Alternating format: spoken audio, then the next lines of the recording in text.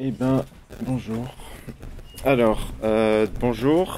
Et donc, bienvenue dans cette deuxième séance de la 5e année du séminaire d'architecture de la chaire de philosophie à l'hôpital sur l'Adamant, toujours en partenariat avec les hôpitaux Paris-Est, Val-de-Marne, ainsi que l'école d'architecture de Belleville pour la première partie de l'année. Donc on a ce soir un invité, Patrick Longchamp, donc, qui est architecte associé de l'agence suisse CLR, qui va nous parler de sa démarche d'architecture dans le soin, avec un zoom en particulier sur un projet passionnant qui est la Maison de l'enfance et de l'adolescence à Genève. Donc c'est un projet qui a été un projet de pédopsychiatrie, enfin psychiatrie du bébé, enfant, adolescent, c'est ça ? Oui, et médecine de l'adolescence. Et médecine de l'adolescence. Donc un projet voilà, avec les hôpitaux universitaires de Genève, les HUG, donc a été livré l'année dernière. Et c'est un bâtiment que moi j'ai pu découvrir avec d'autres à l'occasion du déplacement de l'exposition Soutenir à Genève il y a quelques temps. Donc je vais faire une petite... allez-y, rentrez. Une petite introduction pour vous expliquer les raisons de cette invitation par rapport au déroulé du séminaire en général et par rapport plus particulièrement à cette première moitié de l'année, donc qui est donc un programme qui a été co-conçu avec Elisabeth et Saillant, dans le cadre du partenariat avec l'école d'archi. Donc on a reçu, l'idée c'était aussi par rapport aux étudiants, donc que Elisabeth et Noël Dominguez encadrent, qui travaillent sur des hypothèses de transformation d'un service psychiatrique de l'hôpital Saint-Maurice. L'idée c'était d'avoir une première série d'intervenants qui venaient un petit peu informer les étudiants sur différents sujets. Bonjour. Sur la question de l'intervention sur l'existant en particulier, donc ça c'était la partie essentiellement prise par Nicolas Delon, encore heureux. Et c'était plutôt très bien. Là, ce soir, on a quelqu'un qui va nous parler d'un projet de psychiatrie contemporain. Qu'est-ce qu'on peut faire aujourd'hui ? Évidemment, c'est plutôt un bon projet qu'on vous a choisi. On aura un point de vue un peu différent la prochaine fois avec des artistes qui travaillent sur les relations entre espace et psychiatrie, Berdaguet et Péju. Et puis en bonus, on aura Philippe Prost, donc qui lui aussi à sa manière fait des lieux de soins, puisqu'il traite en particulier les grands traumatismes collectifs que sont les grandes guerres et comment l'architecture peut garder une trace de ça. Donc, c'est bon Arnaud, c'est fini le Covid, les cours en ligne et tout ça. Il faut qu'on fasse une jauge.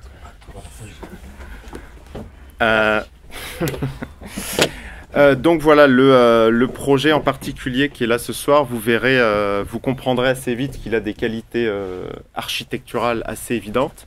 Et je préviens les soignants français, vous risquez d'être un petit peu jaloux de ce que la Suisse peut produire. En tout cas dans ce genre de... Non, t'es pas d'accord déjà, mais on verra. En tout cas, disons qu'il n'y a pas tout à fait les mêmes cadres de travail. Donc ça, je vous laisserai juger. Après, ce qui nous a surtout intéressé, c'est la question de l'emplacement, du rapport entre le lieu de soins et la cité. Puisque là, les HUG ont fait un choix qui est très fort, c'est vraiment de mettre l'hôpital en plein cœur de la ville. Donc c'est un projet qui est très manifeste dans le fait de remettre du soin au cœur de la cité.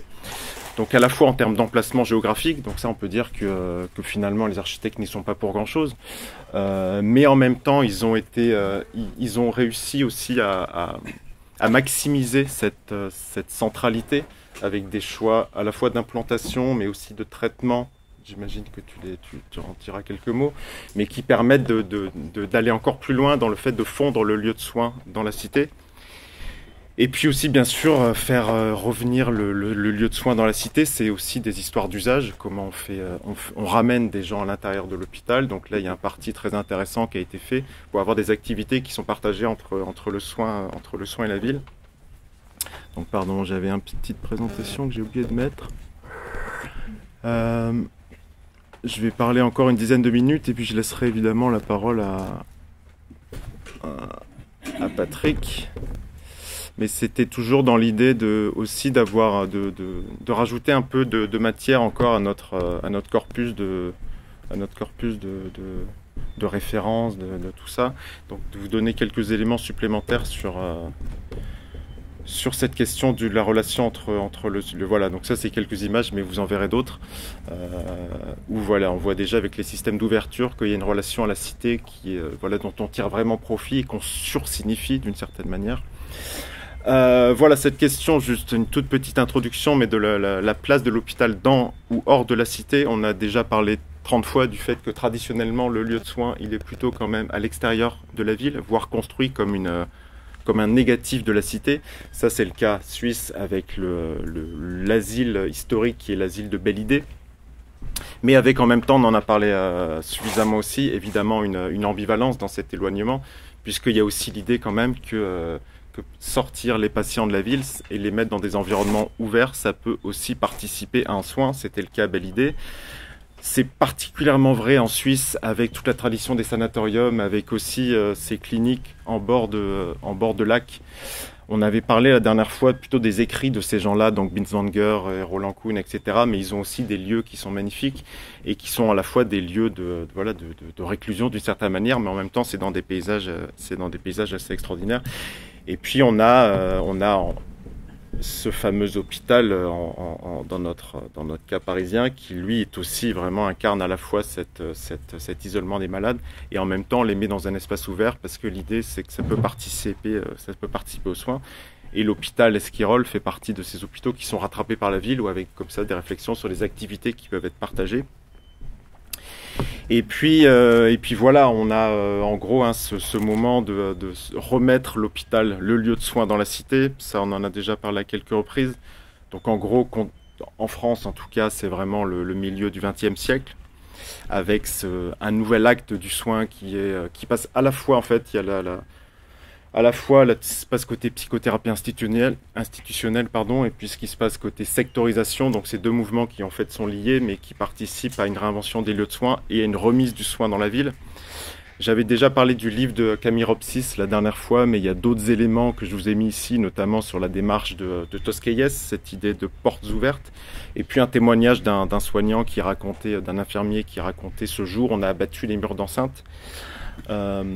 Pour recréer une relation avec le village, même si j'avais aussi dit la dernière fois que Tosquelles lui-même était malgré tout un petit peu prudent, parce que certes il faut abattre les murs et c'est un préalable indispensable, mais évidemment que ça ne suffit pas, parce que derrière l'architecture il y a l'architecture administrative et managériale qui est autrement plus difficile à casser. Ça, Tosquelles s'identifiait déjà et je vous laisse juger de l'actualité de ces remarques encore aujourd'hui. Voilà, mais donc c'est à partir de ce moment-là qu'il y a cette idée de remettre des lieux de soins dans la ville et inversement de faire venir la ville dans l'hôpital. Il y a deux projets que j'avais montrés aux étudiants, mais je crois que je ne les avais pas montrés sur l'Adaman, qui incarnent bien ce qui se passe à ce moment-là, à la fois dans les enjeux, mais aussi dans les paradoxes et dans les difficultés que ça pose. C'est deux productions d'un couple architecte, donc Philippe Pommel et Nicole Sonnolet, qui ont réalisé d'une part ce qu'on appelle un hôpital-village à Soisy, qui est un petit peu dans la tradition de la psychothérapie institutionnelle, avec cette idée de faire des grands espaces qui permettent de créer des relations entre les soignants et les patients, avec l'idée que le patient choisit où il va surtout. Et puis ils ont fait aussi, voilà quelques images, et puis ils ont fait aussi... ça, c'était le vrai projet de Pommel, c'était de faire un lieu de soins dans la ville. Donc ça, c'est l'ASM 13, dans le 13e arrondissement. Avec aussi des difficultés posées par le fait d'essayer de ramener des pratiques de soins dans un espace qui, forcément, parce qu'il est en ville, il y a d'autres problèmes. C'est que c'est beaucoup plus petit, c'est beaucoup plus contraint. Et il y a plus cette possibilité de faire des grands espaces. Donc il y a aussi cette idée de se remettre dans la ville. Elle pose aussi des questions et c'est pas si facile à faire. Quelques éléments aussi sur Frantz Fanon s'est mêlé aussi de cette histoire de l'emplacement de l'hôpital dans la ville. Donc lui qui était passé par Saint-Alban et qui ensuite est parti à Tunis, puis à Alger, donc à l'hôpital de Blida, et qui avait quelques doutes. Il a un peu pris ses distances avec Tosquelles à ce moment-là sur l'idée de, selon lui, on ne pourra jamais vraiment faire la cité dans l'hôpital. Et ça sera, on peut toujours essayer de faire des activités, de faire tout un tas de choses, mais on n'arrivera jamais vraiment si on fait ça, et que la seule solution, c'est de vraiment remettre l'hôpital très clairement et très géographiquement dans la ville. Et donc, il a milité pendant qu'il était à Tunis pour créer un hôpital de jour. Et donc, il s'est un petit peu aussi positionné de manière critique par rapport à cette idée d'hôpital-village, d'hôpital comme la cité, etc. Bref, une référence supplémentaire dans vos... Et puis un document dont j'avais déjà parlé, qui est passionnant, qui est la revue Recherche, donc éditée par Guattari, pendant qu'il était à la Borde, puisque donc il a passé du temps à la Borde. Il a créé un centre de recherche qui s'appelle le CERFI, et l'un des premiers numéros était consacré à l'architecture. Et la question de l'emplacement dans la ville était l'un des sujets majeurs de ce numéro. Ça, c'est un document que vous pouvez trouver assez facilement, il y a énormément de choses dedans. Voilà, où il fait un peu l'analyse des différentes stratégies de positionnement du lieu de soins, sachant qu'il milite énormément pour l'implantation en ville de lieux de soins d'une dimension assez réduite, et il fait clairement référence à ce qu'on appelle après ce qui s'est appelé le secteur. Et donc ce qui est intéressant, c'est qu'il y a vraiment l'idée de passer d'une réflexion sur un établissement, sur une architecture, à une réflexion sur la cité. Donc même si on peut plus faire les mêmes architectures, on change d'échelle de réflexion, on passe à une réflexion sur la ville. D'autres personnes vont un peu dans le même sens. Daumaison, qui est aussi un grand psy de l'époque, qui critique la psychopolis, la ville psychiatrique satellite. Bonafé aussi propose un modèle d'un hôpital de 84 lits en pleine ville. Et la même Nicole Sonolé a proposé aussi un projet théorique qui ressemble beaucoup, conceptuellement, à ce qu'elle a fait ensuite avec Paumelle pour la SM13. Voilà, bon, ça, c'est deux documents qui se trouvent assez facilement si ça vous intéresse. Et puis Jean Houry pour finir, donc fameux directeur de la Borde, qui a un texte intéressant dans ce document, à l'invitation de Guattari, parce qu'il est un petit peu plus mesuré que ses collègues sur ce que peut faire l'architecture. Déjà parce qu'il dit, ça je l'ai pas, il faudrait pour bien faire, la seule manière de bien faire, ce serait d'imaginer une architecture par pathologie, ce qui déjà rend l'exercice plus complexe. Il parle, je crois, je ne l'ai pas noté, mais il faudrait faire une nosographie du refuge, quelque chose comme ça. Et puis il dit que de toute façon, on a l'habitude de travailler là où on est avec les moyens du bord. Donc il y a cette idée comme ça que de toute façon, on ne peut pas avoir une vision architecturale qui viendra d'en haut, mais que la psychiatrie a l'habitude de faire un petit peu comme ça, de se débrouiller. Et puis surtout, il dit que l'architecture, de toute façon, ne pourra pas grand-chose face à l'architectonie du monde hospitalier. Donc ça, c'est ce qu'on disait tout à l'heure. Une petite intervention. Oui, je vous en prie. Si c'est l'architecture par rapport à une pathologie, je ne sais pas combien il y a de pathologies. C'est la difficulté. C'est quasiment impossible. Ce que dit Houry, c'est que du coup, c'est pas possible. Puisque ça serait parce qu'il y a trop de pathologies. Exactement. C'est à peu près son argument. Mais il finit malgré tout avec quelques éléments optimistes, puisqu'il peut dire que malgré tout, l'architecture, ce qu'elle pourrait au moins faire, c'est contribuer au concassage de ces idées mortes, à l'émergence de phrases clés qui pourraient s'incarner dans quelques systèmes désaliénants. Donc peut-être que l'architecture toute seule ne peut pas faire grand-chose pour transformer les pratiques du soin, mais peut-être qu'elle peut jouer à fond la carte du symbolique, du médiatique, en sursignifiant la déstigmatisation, en surjouant un message de déstigmatisation. Et là-dessus, je pense que aussi le cas de la Daman, évidemment, est clair. Et le cas de la MEA aussi, dans sa fonction symbolique, je pense, est assez intéressant. Voilà, et puis juste pour finir, et puis après j'arrête, c'est aussi pour vous présenter un nouvel invité qui s'est greffé à cette année et il se trouve qui va un petit peu dans le sens de remettre le soin dans la cité. Donc c'est le géographe Michel Lusseau qui va s'ajouter à la dernière séance conclusive du mois de mai, je crois, qui vient de sortir, donc un géographe bien connu, qui vient de sortir un livre qui s'appelle Cohabitons. Donc par rapport à d'autres géographes, c'est vraiment, notamment dans le champ de l'architecture, il y a pas mal de gens aujourd'hui qui militent pour un retour à la nature, dans la lignée de gens comme Sébastien Marot, comme ce genre de personnes, qui sont vraiment dans une critique de la ville en tant que telle. Michel Lusseau, lui, depuis pas mal de temps, c'est un défenseur acharné du modèle urbain, de l'urbanité comme une condition, pas universelle, mais disons très généralisée. à condition évidemment de revoir comment on fait la ville. Et à cette occasion-là, il a inventé le concept de géocare, qui est un espèce de travail de reformulation de sa pensée géographique à partir des éthiques du Caire. Et donc voilà, ce titre Cohabitons, et sans nul doute qu'on peut mettre dedans une cohabitation entre le soin et la ville, et que les lieux de soins peuvent être intégrés dans cette nouvelle urbanité terrestre, pour reprendre sa formule. Et puis en plus, Michel Musso, pour faire le lien avec tous nos invités, il avait Nicolas Delon, on avait parlé la dernière fois, il était co-directeur ou commissaire de cette exposition dont nous avait parlé Nicolas Delon avec l'École urbaine de Lyon. Et donc voilà, je vous remets le programme. Et donc il viendra à la séance du mois de mai. Et je vais quand même laisser parler notre invité surtout. Donc Patrick Longchamp, donc, qui vient de Genève ce soir, donc pour présenter associé de l'agence CLR, et qui nous présente son projet de maison de l'enfance et de l'adolescence. Voilà. Merci. Parfait, bonjour. Donc Patrick Longchamp du bureau CLR Architecte à Genève.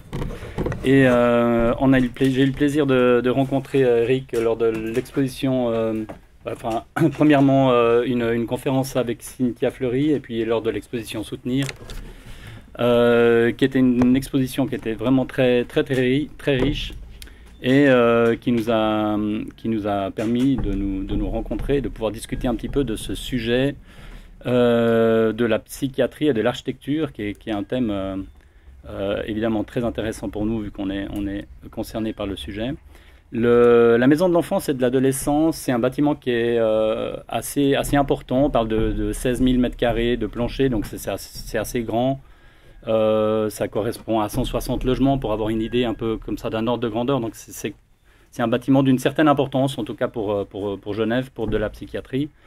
On parle ici de la psychiatrie de l'enfant et de l'adolescent, donc c'est la psychiatrie qui s'occupe de l'âge de 0, ils aiment bien dire de 0 à 25, mais c'est surtout l'enfance. Il y a la partie bébé et parents bébés, il y a les petits, les plus jeunes, et puis les adolescents, et il y a aussi le soin de l'adolescent par rapport à tout ce qui est la puberté, donc la médecine de l'adolescent, qui est incluse dans ce bâtiment.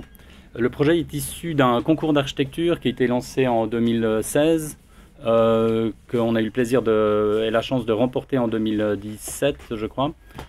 Un des thèmes importants que le maître d'ouvrage souhaitait, c'était vraiment la question du lien avec la ville. Vous verrez un petit peu plus loin, on va parler de ce lien avec la ville. C'est évidemment un des éléments qui est au cœur de toute la question de déstigmatisation, qui est un des éléments importants par rapport à la psychiatrie. Mais aussi, ce lien avec la ville, c'est pas uniquement... c'est un lien qui se veut à plusieurs niveaux. On verra peut-être au fur et à mesure de la discussion. Peut-être juste un mot sur le contexte. Donc l'hôpital de Genève le premier bâtiment de l'hôpital a été conçu en 1850, donc c'est relativement ancien pour nous, depuis là où on est. Il a été construit finalement en frange, c'est le bâtiment qu'on voit ici, en frange de la ville. Les textes de l'époque disent qu'il a été construit, comme la plupart des hôpitaux, à l'extérieur de la ville, pour éviter que des virus ou autres, que des maladies se propagent, mais aussi pour ne pas entendre les patients qui font du bruit et voilà. Donc c'était vraiment une mise à l'écart assez... les patients qui gémissaient. Donc là, on ne parle pas de l'hôpital psychiatrique, on parle de l'hôpital de soins. Ce site aujourd'hui, ce qui est intéressant, c'est qu'on voit qu'il est... ça, c'est le même endroit, donc l'ancien bâtiment était ici. Et il a été en fait mangé par la ville, quelque part. C'est la ville qui a rattrapé l'hôpital. Et nous, on se situe ici dans cette partie, en fait, le site de l'hôpital prend toute cette partie-là et vient jusqu'ici. Donc c'est vraiment l'angle sud-ouest de l'hôpital. Là, on a la partie sud de la zone sud de l'hôpital. En fait, on voit qu'on a la maternité ici. HDE, c'est l'hôpital des enfants.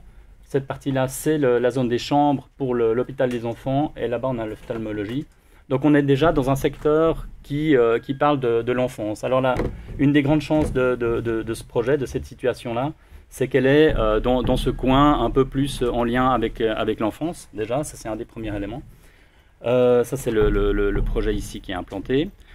En parallèle du projet, dans le concours, il y avait aussi la question du développement de l'ensemble du site. Donc ça, c'est une autre équipe qui a gagné le développement du site, et nous, on s'est occupé uniquement de ce bâtiment-là. Évidemment, l'envie dans ce site, c'est de faire un hôpital avec un grand jardin, enfin dans un jardin, mais bon, j'en viens un petit peu trop de bâti, parce que ça, c'est un bâtiment qui est très important. Celui-là aussi, donc bon, c'est plutôt un bâtiment dans des cours avec un tissu végétal qui les relie. Mais quand même, l'idée, c'est de ramener, par rapport à ce que tu évoquais tout à l'heure, c'est de ramener le végétal finalement en ville plutôt que, enfin dans l'hôpital, plutôt que de mettre l'hôpital à l'extérieur. Ici, une petite vue de Google, juste pour avoir une petite idée du tissu, du contexte. Donc là, on a l'hôpital principal qui est ici, c'est un H. Ça, c'est un nouveau bâtiment d'Élie, ça c'est la maternité, donc des hôpitaux qui sont relativement froids, assez institutionnels.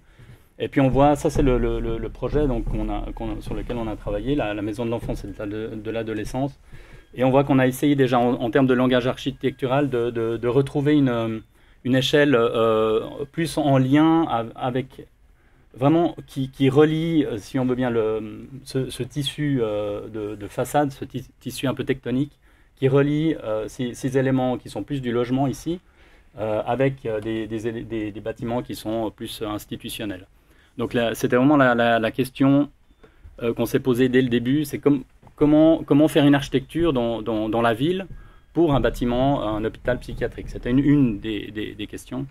Et à la fin, on a travaillé sur une variation de rythmes qui est un thème qu'on utilise nous souvent avec le bureau, mais qui sont en fait juste une altération d'une architecture rigide, mais qui d'un coup devient plus comme une bibliothèque dans la ville ou quelque chose d'un petit peu varié. Il y avait aussi des éléments qu'on voulait faire apparaître, c'est une forme de diversité, renforcer cette diversité en sachant que dans le bâtiment, on ne peut pas utiliser des rideaux, donc pour des questions de suicide et autres. Donc toutes les questions de rideaux n'étaient pas possibles. C'est ce qu'on voulait faire au début pour animer le bâtiment. Donc c'est vrai que ces bâtiments, ils ont de la peine à vivre. Après, on a souvent des façades qui sont un peu dures et un peu tristes parfois. Donc voilà, nous on a proposé cette variation quelque part. Et puis on a proposé aussi, quand le maître d'ouvrage nous a demandé de travailler la couleur, on a proposé de travailler avec des vitrages de couleurs différentes. Donc ça c'est simplement des modèles de vitrages normaux, mais qui n'ont pas le même type de filtre pour les UV. Donc c'est simplement voilà, des modèles différents. Et ça nous a permis d'avoir une vie un petit peu dans le bâtiment. Par rapport au contexte, ici on a le site. Donc le site c'était vraiment un carré en fait entre la maternité et l'hôpital.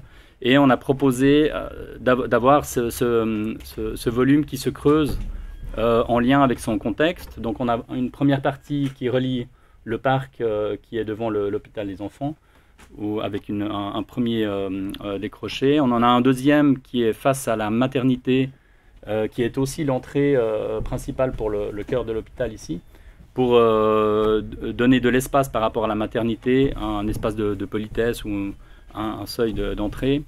Et on a un troisième élément qui était important pour nous, qui est le lien avec l'école. On a la chance dans ce site d'avoir une école ici. Donc on est vraiment entre l'école, la maternité et l'hôpital des enfants. Donc c'est vraiment et des logements ici, des logements du 19e. Et donc c'était une grande chance d'avoir ce site finalement qui a cette multiplicité de liens avec le projet. Ici on voit la partie arrière du jardin qui est encore timide, les arbres sont encore petits mais ils vont se développer. Et puis ça c'est la partie avant. on voit là-bas le lien avec l'école, et puis ici cette place un peu d'entrée qui va aussi être bien végétalisée avec le temps. Donc ce lien avec l'école, il était très important aussi par rapport à ce lien avec ce lien cité, ce lien avec la ville. Et donc ça c'est le professeur François Ansermet, qui est un psychiatre assez connu sur Genève, qui avait eu cette vision un peu pour ce bâtiment.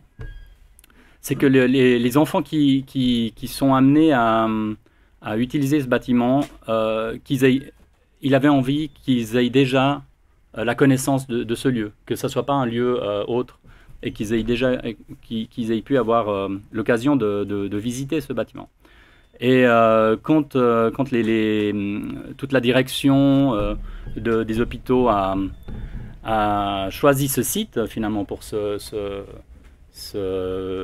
hôpital psychiatrique, pas mal de voix se sont élevées en disant mais il ne faut pas mettre un hôpital psychiatrique ici comme ça pour les enfants juste devant la maternité. Donc les jeunes parents ils vont sortir puis ils vont être devant un hôpital psychiatrique, voilà, avec toutes les peurs que ça engendre.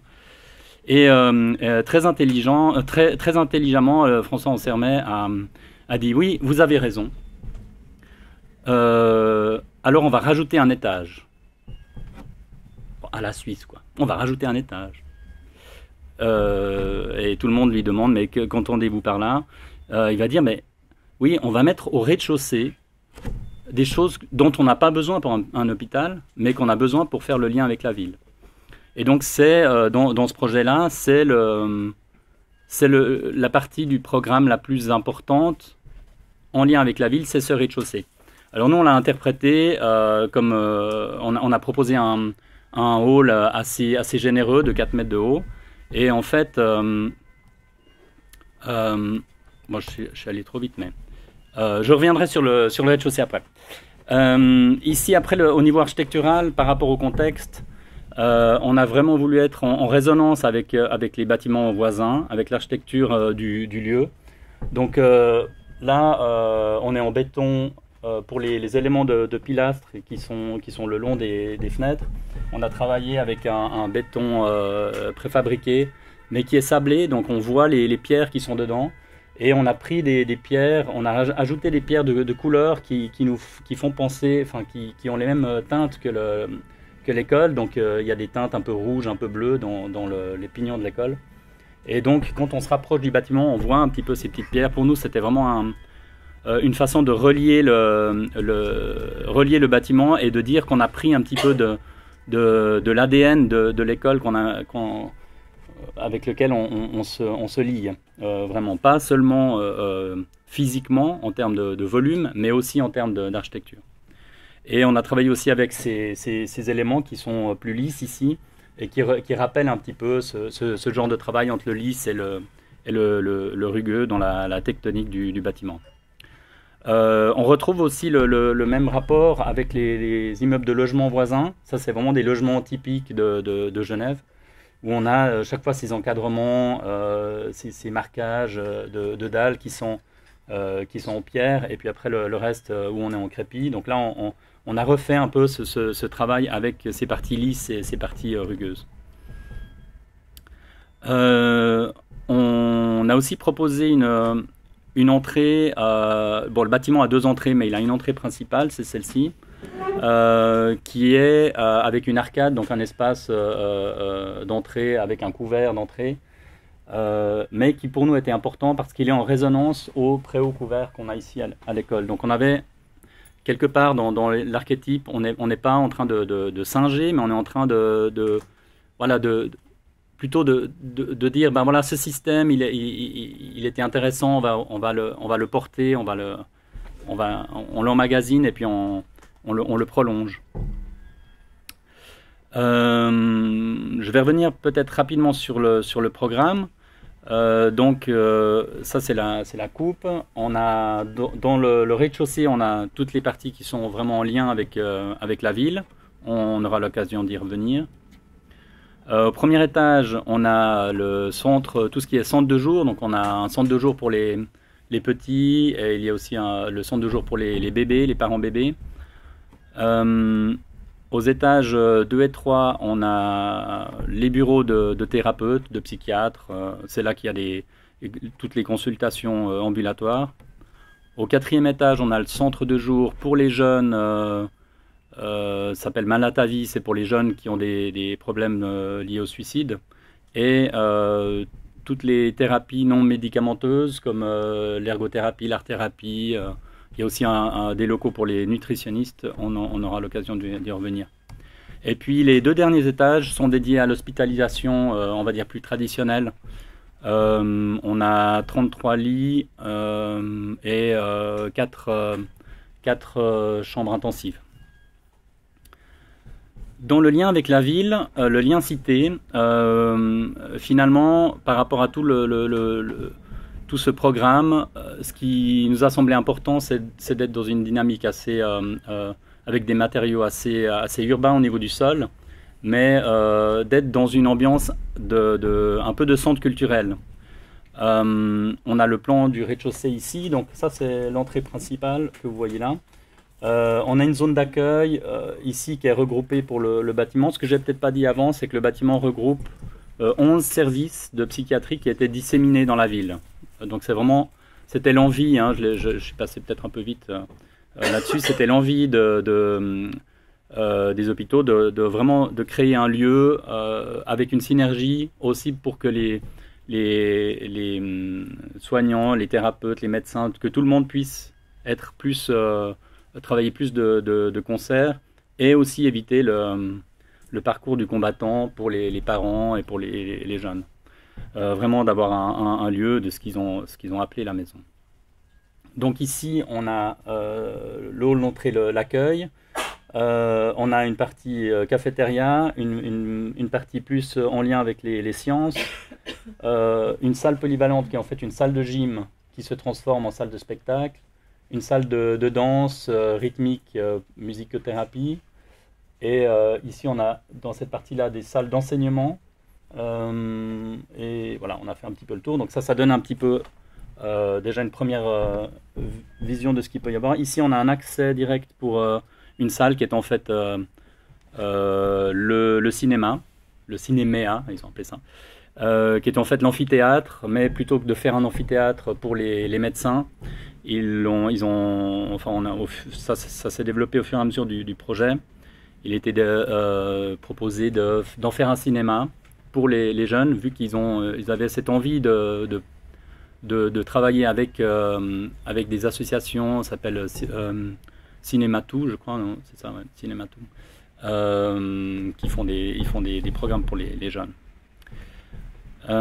Si je continue ici, voilà un petit peu l'ambiance. Donc quand on entre dans le bâtiment, alors nous on a toujours cette sensation, surtout quand il y a des pièces de théâtre dans ce bâtiment, où on a vraiment l'impression d'être un peu dans un centre culturel, où on parlait aussi un peu d'hôtel, hein, c'est aussi un peu ce genre d'ambiance où là où ça fonctionne vraiment aujourd'hui, il me semble, c'est que quand on rentre dans ce bâtiment, on n'a pas l'impression d'entrer dans un hôpital psychiatrique avec le poids, disons, de ce qu'on sait imaginer. On entre dans un lieu qui est différent, et un lieu où il y a des jeunes, et il y a des enfants, il y a des parents, il y a des soignants, il y a des étudiants, il y a des architectes, des fois, qui passent visiter, comme nous. Ici, on a proposé au niveau de la cafétéria, on a proposé un espace gradin. On a essayé de le travailler dans une zone qui était un peu disponible. Et en fait, cet espace, il devient assez important. C'est un peu là que les écoles primaires, elles viennent, parce que un des éléments vraiment en lien avec ce programme, c'est que les écoles primaires, elles viennent avec leur classe au bioscope, la partie des sciences dont j'ai parlé avant. Le bioscope, c'est un organisme qui est en lien avec l'université et qui fait de la vulgarisation des sciences auprès des jeunes. Et en général, il les invite à l'université. Donc c'est un petit lien, et ils font la vulgarisation des sciences. Et là, c'est au niveau de la biologie. En fait, ce qui est intéressant, c'est que les écoles rentrent dans ce bâtiment. Il y a peut-être 3 ou 4 classes qui passent chaque jour, ils viennent surtout le matin, ils font des ateliers comme ça. Donc il y a vraiment cette ambiance un peu particulière voilà, de brassage.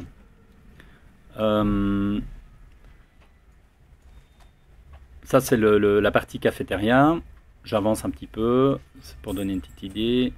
Là, on a la salle de gym.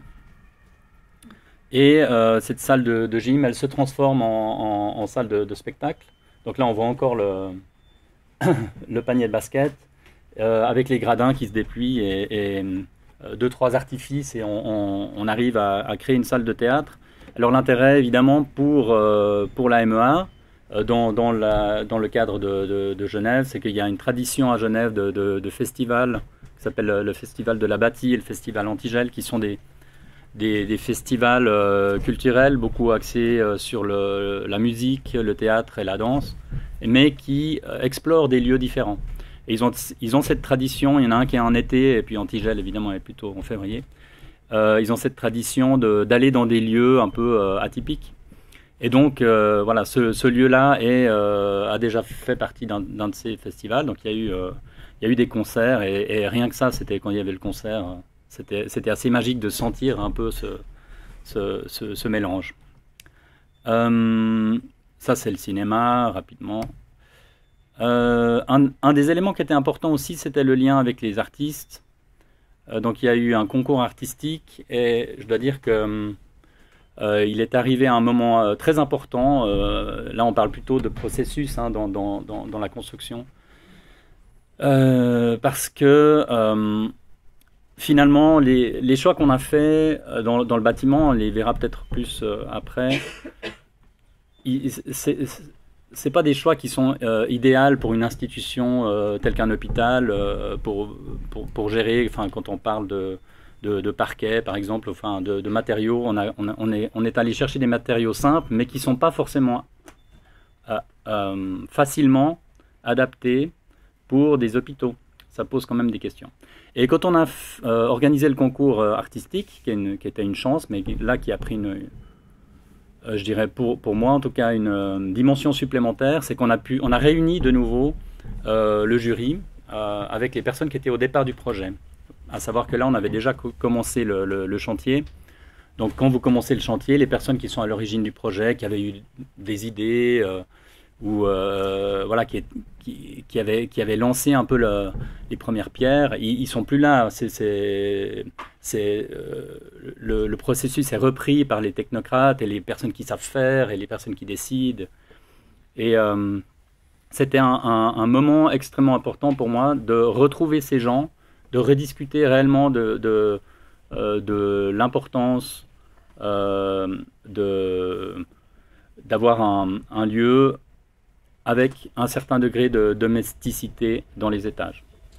Et ça m'a permis aussi de consolider certains choix qu'on était en train de faire, qui étaient discutés justement, où on était un peu chaque fois sur la sellette, parce que travailler pour un hôpital, c'est pas simple. C'est une institution assez complexe, assez difficile, je dirais. Je pense que c'est un type d'organisation qui a tellement de décideurs et tellement d'interactions entre différents services qui sont des fois pas du tout cohérents entre le service d'exploitation et enfin bref, toutes ces choses. Ils doivent faire des coupes budgétaires partout. Enfin bref, il y a une difficulté, on va dire, au niveau du processus pour des architectes, je dirais, traditionnels comme nous on est. Certaines personnes font aussi face à la pression des entreprises totales, toutes ces conditions-là qui sont assez difficiles. Alors c'était hyper important ce moment du concours artistique pour renouer avec l'essence du projet et pas perdre le fil en chemin, en fait, c'est ça. Donc là, par exemple, on a une intervention sur le mur de l'entrée. C'est de la fibre optique qui a été amenée point par point. Puis en fait, c'est low-tech. C'est simplement la lumière du soleil ici. L'autre partie, la fibre optique, elle est dans les aménagements extérieurs, dans les bancs. Donc là, ça représente une vue de la ville de Genève depuis la montagne voisine. Un petit clin d'œil avec le lien avec la ville. Et puis en bas, ici, on voit ces éléments incrustés, c'est des chimères. Ça, c'est un projet, en fait, c'est un jeu qu'il y a dans le bâtiment au niveau du rez-de-chaussée, qui a été fait avec une association qui fait des escape games. Voilà, ces choses on doit un peu sortir. Donc, dans le bâtiment, ces chimères, comme ça, elles sont disséminées dans le rez-de-chaussée. Elles participent à un jeu, et ça, c'était aussi assez intéressant de pouvoir introduire le jeu dans le bâtiment, sans que ça soit trop littéral ou enfantisant, on va dire. On trouve une autre partie dans les cages d'escalier, une autre partie d'intervention artistique, c'est une variation des couleurs. Donc, ils ont choisi une couleur différente à chaque étage, une couleur qui sort de la palette du Corbusier. Mais après, ils ont proposé un dégradé. On le distingue peut-être un petit peu ici. Chaque marche est peinte avec une couleur différente. Et puis, en fait, on passe d'un étage à l'autre dans un dégradé de couleurs. Donc là, c'est une vue un peu de face. On l'a mise en valeur aussi avec les mains courantes en bois. Le bois, on va en reparler après. Et quand on est dans d'autres étages, on a évidemment d'autres couleurs. Et ça amène un petit lien et puis une petite dynamique assez sympathique. Ça, c'est un des paliers d'étage, comme ça, en passant. Je voulais vous parler de la typologie. L'intérêt de ce bâtiment qui s'est articulé dans son contexte, donc il n'était plus un bâtiment, on va dire, parachuté. Il était vraiment, voilà, c'est un bâtiment qui a réagi à son contexte et qui s'est un peu plié aussi à son contexte. Il a généré un plan, donc ça c'est la partie où on a les locaux finalement, hein, qu'on avait décrit comme un ruban de Moebius. Cette articulation, en fait, elle a permis de travailler le plan. On a ajouté évidemment des noyaux de circulation. Donc on a deux cages d'escalier principales, une troisième ici avec une sortie de secours et des services. Mais en fait, chaque fois on est allé chercher des vues sur l'extérieur. Et ça nous a permis d'avoir des situations à chaque fois un petit peu différentes, différenciées et à la fin diversifiées. Ce qu'on a fait aussi, c'est que d'un étage à l'autre, on a inversé les couloirs. Donc à cet étage-là, le couloir part ici. À l'étage d'après, l'étage suivant, le couloir part dans l'autre sens. Et rien qu'avec cet élément, on a pu activer déjà la façade. Donc c'est aussi pour ça qu'on a une façade qui est très dynamique. Mais on a aussi pu obtenir des vues vers l'extérieur, des vues sur le quartier qui sont très variées. On verra après dans les photos. Le plan, j'ai mis les plans rapidement, on va peut-être pas trop rester sur les plans, mais l'intérêt c'est qu'on arrive à d'un coup dans ces poches soit avoir des espaces de séjour. Ici on est dans la partie parents-bébés, là où on est dans la partie centre de jour pour les jeunes, pour les enfants, avec la grande terrasse au premier étage. Là, on a le deuxième et troisième étage, je passe assez vite, c'est là où il y a les bureaux de psychiatres principalement. Le quatrième étage qui est un étage particulier. À chaque fois, dans les 4, 5, 6, on a des petites loggias comme ça qui sont des éléments qui permettent d'avoir un prolongement extérieur. Comme ici, là, on a une loggia, on verra peut-être après avec les photos. Là, je trouvais important de vous montrer un petit peu les plans pour sentir un peu les différences. Ici, on a les chambres, donc ça, c'est les chambres principales, normales. On a certaines fois des salles de bain dans la chambre, mais certaines fois des salles de bain qui ne sont pas dans la chambre, ou certaines fois des chambres doubles. Alors, les chambres pour deux sont des exceptions, c'est vraiment pour les pics. C'est pas du tout une intention d'avoir des chambres doubles aujourd'hui.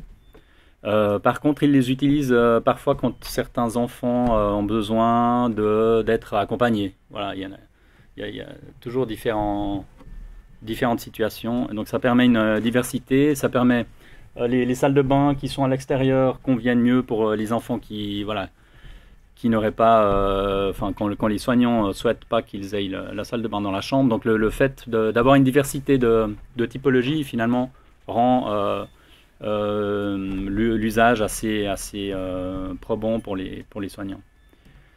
Je vais continuer sur les plans, les matériaux. Alors dans les étages, un des éléments principaux pour nous, c'était de mettre du parquet. Donc c'est ce qui a été assez difficile pour convaincre, on va dire, l'institution. Mais à la fin, ils nous ont suivis, et c'est vrai que pour l'exploitation, c'est pas une simplicité pour eux au niveau du nettoyage et tout ça. Mais c'est des questions un peu triviales, mais le nettoyage, c'est voilà. Pour nous, c'était essentiel de travailler avec du parquet. C'est du parquet assez simple, c'est des petites lames, sauf qu'on l'a posé en bâton rompu, donc voilà, nous on appelle ça le bâton rompu en fougère, ce qui permet aussi de travailler avec la frise. Et la frise, on le verra peut-être sur les photos après, ça nous permet aussi de générer des exceptions, parce que quand il y a un passage de porte, on a une frise qui tourne, et puis les choses sont plus vraiment alignées, elles deviennent comme elles sont. Et ce qui était essentiel pour nous, c'est que quand on se balade dans le bâtiment, on regarde par terre, on voit les choses, ben c'est un peu comme ici, quoi. Alors, on est dans un grand bâtiment, mais on n'a pas l'impression d'être dans un bâtiment anonyme. On a un bâtiment où voilà, on sent que ça a été posé par des artisans, ça a été travaillé. On a travaillé aussi le contraste entre avec le bois et le béton. Donc les noyaux, ils sont en béton brut, et on le voit peut-être pas bien ici, mais on a travaillé avec les banches verticales pour vraiment avoir renforcé les veines du bois en verticale. Et puis ça, c'est une photo de la partie haute. On a mis pour bien renforcer cette texture une lumière dessus. Et l'autre élément important, c'était le plafond. On a travaillé avec on a proposé des panneaux en laine de bois, donc c'est un matériau relativement écologique, assez simple, mais pas du tout adapté pour un hôpital. En fait, et pas très pratique pour les architectes qui suivent le chantier, parce qu'en fait, on a quand même beaucoup de techniques dans le bâtiment. Même si c'est un bâtiment psychiatrique, on a pas mal de techniques. On a une température qui est garantie à 24 degrés toute l'année. Je ne sais pas pourquoi ils sont aussi stricts avec ça. Dans les standards hôpitaux, donc on a des poutres, des poutres climatiques, ils appellent ça. Bref, il y a de la ventilation dans tous les coins. Et en fait, pour nous, architectes en direction de travaux aussi, c'était extrêmement difficile de gérer. On a dû rajouter des trappes. Il y a jamais... voilà, la coordination, elle est quand même assez complexe. Et donc, c'était vraiment une complication. Et aussi pour le nettoyage, pour eux, évidemment, c'est une difficulté. C'est clair que si nous on n'avait pas insisté, on aurait perdu ce plafond assez vite, et on aurait terminé avec un plafond en métal perforé ou autre. Ça, c'est évident. Un des éléments importants de ce plafond pour nous, c'était l'acoustique. On avait fait une visite d'un des bâtiments à Belle-Idée, où je me rappelle, j'étais avec mes associés, et puis évidemment à ce moment-là, il y a un jeune qui fait une crise, après il y en a un autre. Du coup, voilà, on était dans un immeuble ancien qui résonnait, c'était terrible. Et on s'est dit, non mais on peut pas ne pas agir sur le son. Et aujourd'hui, c'est vrai que c'est quelque chose d'important, mais c'est quelque chose en plus. Alors, ces éléments en plus, c'est les parties c'est les éléments qui sont difficiles à obtenir, et c'est là où ce projet est aussi un cas d'école, parce que c'est un partenariat public-privé, donc on a pu avoir des financements complémentaires, on va dire, par rapport à un hôpital standard, par rapport à un programme standard. Ça, c'est un sujet sur lequel on peut revenir après. En termes de matériaux, donc on a le bois au sol qu'on voit ici, et évidemment on a essayé de travailler avec les cadres en bois, et les façades, les fenêtres en bois métal. Donc ça, c'est l'élément luxueux du bâtiment, si on veut, c'est de mettre du bois. Mais je pense que si on peut dépenser des sous pour mettre dans un bâtiment, c'est bien de le mettre dans le bois. On voit que ça amène quand même beaucoup de chaleur dans le bâtiment. On a amené un petit peu de couleur aussi dans les salles de groupe ou les salles un peu spéciales. Donc on a à chaque fois un système d'armoire avec les parties techniques en haut. Donc là on a les poutres climatiques en fait qui pulsent de l'air là-haut. Et puis en fait ces parties-là on peut les ouvrir à chaque fois. Donc, il y a toute une complexité finalement qu'on a essayé de résoudre de manière simple. On a travaillé pour tout ce qui est bureau avec des armoires en noir, tout simplement pour valoriser le bois, en fait, la présence du bois et puis la présence des gens qui utilisent le bâtiment. On a toujours travaillé avec cette tablette le long du bâtiment, donc ça c'est systématique, cette tablette ici, qu'on a renforcée, parce que normalement on aurait pu s'arrêter là. Qu'on a renforcé pour plusieurs raisons, bon, certaines évidentes comme la notion d'appropriation. On voit, on l'a faite assez basse, on est à 36 cm, donc c'est vraiment pour que les enfants puissent, de tous âges, puissent se l'approprier. Et dans le bâtiment, ça fonctionne vraiment bien, aussi par la distance que ça donne. En fait, comment on travaille on avait envie d'offrir ces grandes baies vitrées pour la vue. En fait, on arrive à obtenir une épaisseur un peu plus large, ce qui fait qu'on n'est pas happé par le vide. Donc on a cette distance un petit peu quelque part, ce tampon un peu de sécurité ou qui nous accompagne et qu'on peut s'approprier en fait pour vivre le bâtiment. Là j'avais mis cette photo juste pour montrer que le système, c'est toujours intéressant de voir le système pour les ouvrants. Nous on a le blocage à 10 cm pour l'ensemble du bâtiment, et toutes les parties où on a de l'hospitalisation ou les jeunes qui sont seuls, on a une grille devant. Et dans les chambres, on a aussi la possibilité de fermer à clé. Comme ça, les soignants peuvent un peu gérer le degré de liberté, on va dire, par rapport à l'ouverture des fenêtres. Pour les espaces de circulation, on se retrouve donc dans ce système. Je ne sais pas si là, on voit pas tellement. En général, on les voit pas très bien, mais on a mis souvent des vitres à côté des portes. On avait vraiment envie d'être dans un système où on n'a pas de couloir avec des portes fermées, en fait, où on sent en fait où on sent pas ce qui se passe de l'autre côté. Donc on a chaque fois en fait sur le côté des portes une petite vitre qui donne un peu le sentiment d'une présence, ou même si aujourd'hui ils sont en train de mettre des films sur la moitié des vitres, c'est pas grave, on sent quand même s'il y a une présence ou pas.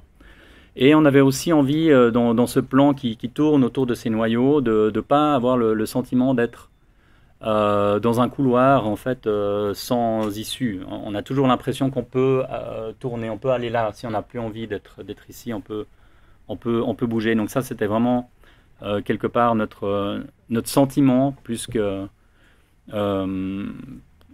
décision, on va dire, scientifique. C'était le sentiment de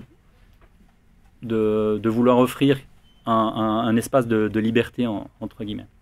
Et puis là, on voit un peu toujours ces cadrages sur les vues extérieures, dans ces couloirs, et puis ces appropriations un peu au gré des possibilités, qui montrent un petit peu voilà, des fois, il y a avec les plus jeunes, des usages un peu différents.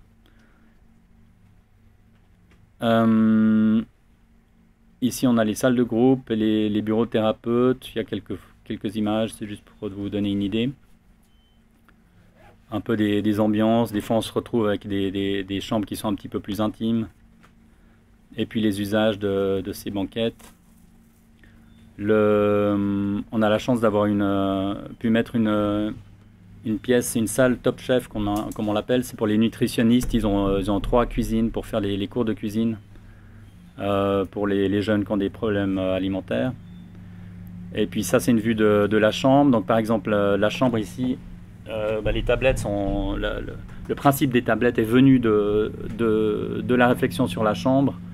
Pour qu'un enfant, il arrive avec ses 3 affaires, il pose un coussin, un livre, et puis il met ses 2-3 affaires dans la niche. On a créé une niche chaque fois pour les chambres. Ce qui fait que très vite, on peut s'approprier l'espace. Parce qu'on sait très bien après que le mobilier hospitalier, il est jamais très domestique, si on veut bien. Voilà, je crois qu'on arrive au bout.